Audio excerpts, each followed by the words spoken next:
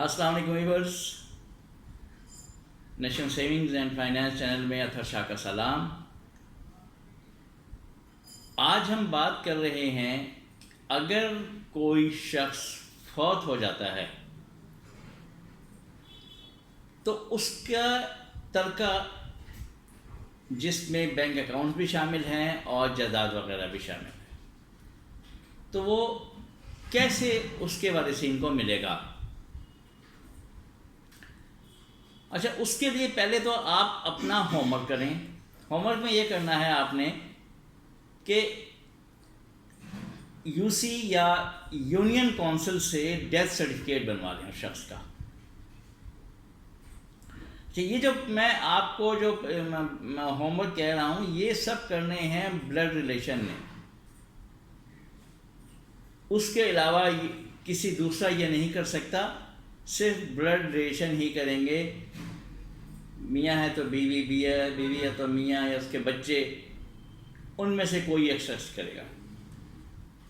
تو پہلے union council سے آپ نے ڈیتھ سرٹیفکیٹ بنوانا ہے، اس کے بعد وہ ڈیتھ سرٹیفکیٹ لے کے جانا ہے نادرا کے آفس، اور ساتھ لے کے جانا ہے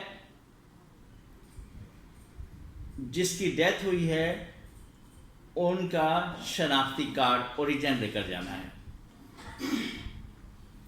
متوفی کا شناختی کارڈ اور فوتگی سرٹیفکیٹ لے کر جانا ہے نادرا۔ نادرا کیا کرے گا؟ نادرا کرے گا جو CNIC ہے، شناختی کارڈ جو ہے متوفی کا، ڈیسیزڈ کا، اس کو کینسل کرے گا۔ وہ کینسل کرنے کے بعد پھر FRC نکلوانی ہے، یعنی فیملی رجسٹریشن سرٹیفکیٹ نکلوانا ہوگا۔ فیملی رجسٹریشن سرٹیفکیٹ میں پوری ڈیٹیل آ جاتی ہے کہ آپ کے فیملی ممبر جو بھی ہیں،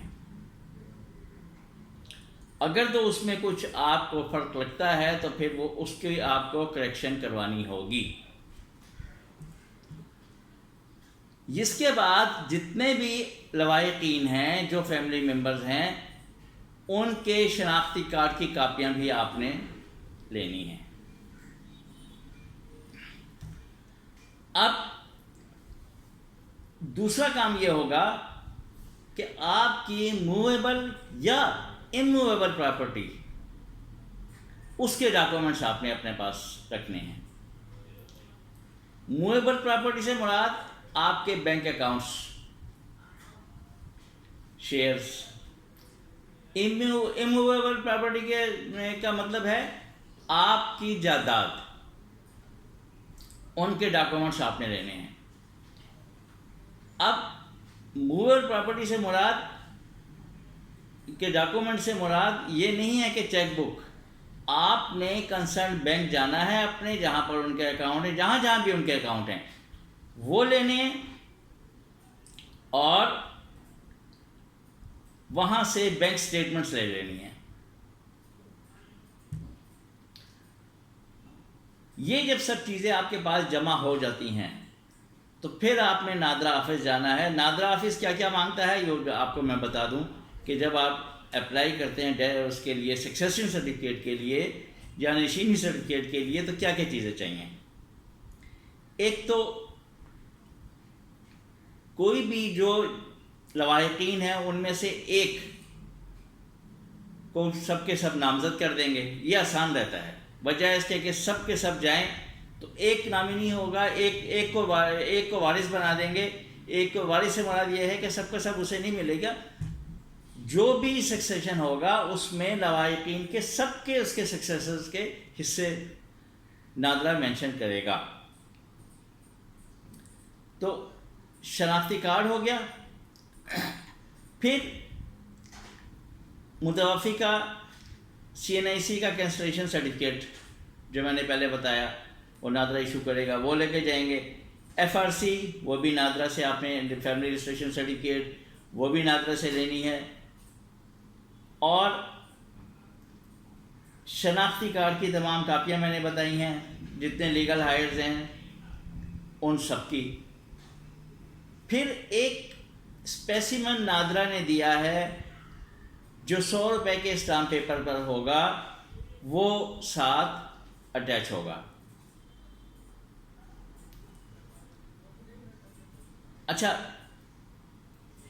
پھر ایک اور چیز بتائی تھی آپ کو کہ mover and in mover properties جو ہیں اس کے ڈاکومنٹس، مطلب آپ کی جائیداد وغیرہ کے کاغذات، آپ کے انتقال وغیرہ جو کے کاغذ وغیرہ ہیں وہ، یا بینک اسٹیٹمنٹس وغیرہ، پھر فوتگی سرٹیفکیٹ یا ڈیتھ سرٹیفکیٹ، یہ دینے ہیں۔ اگر اس کے علاوہ نادرا کوئی آپ سے اور ڈیمانڈ کرتا ہے تو وہ بھی آپ کو دینے پڑیں گے۔ مین جو نادرا مانگتا ہے صرف یہی چیزیں ہیں، یہ آپ لے کے جائیں گے تو آپ اس کے لیے سکسیشن کے لیے اپلائی کر سکتے ہیں۔ اب